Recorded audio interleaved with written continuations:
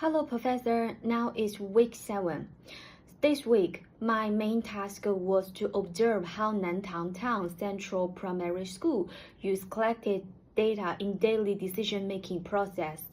I focused on multiple sources of information, including academic performance scores, attendance records through the facial recognition system, and health indicators such as physical fitness tests and vision screenings.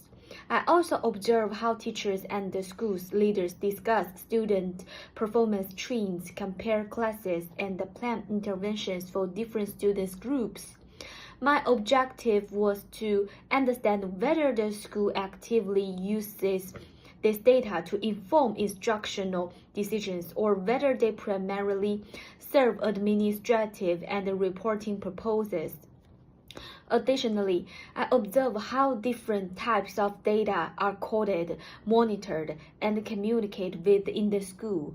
For example, the bottom 20% of students are identified using academic scores, while the physical fitness and vision data are primarily used for tracking health compliance and government reporting.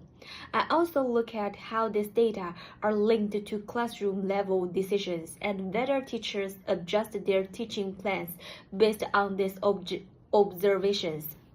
What I learned, I found that not all data services the same purpose in practices. Academic performance data is actively used to identify students who need additional support. Teachers use this information to provide target interventions, such as extra homework guidance, in-class practice, or focus group activities. Grade average are also compared across classes to monitor consistency and highlight areas for improvement. In construct, attendance data and health data are largely used for management and compliance purposes. While they are carefully recorded, they rarely influence daily instructional adjustments, physical fitness results, and vision screening outcomes are systematically checked, but teachers do not yet fully integrate these measures into classroom learning strategies. This indicates a distinction between data used for accountability and data used for instructional improvement.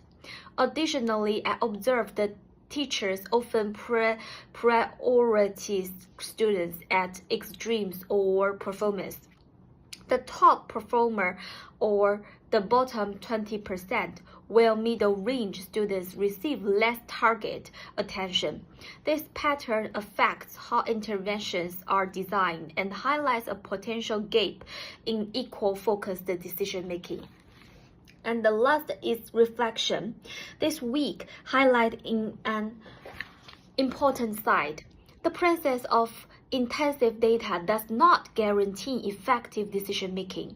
The school is diligent in collecting multiple types of information, but only some of it actively informs teaching practices.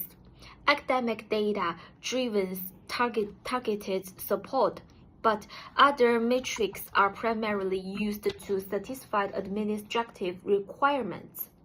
From an analytical perspective, I realized that for data-driven decision-making to be truly effective, the school must ensure that all collected data, not just the easily quantifiable academic scores, is leveraged to guide teaching strategies, resource allocation, and student support.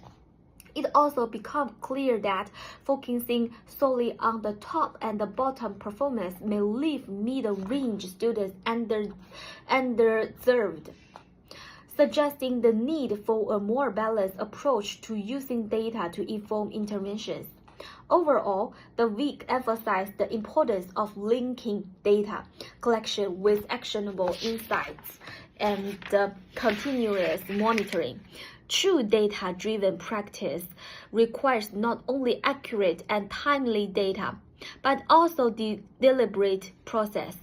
for translating that data into meaningful classroom adjustments, individual support, and equitable attendance across all students groups. That's all. Thank you.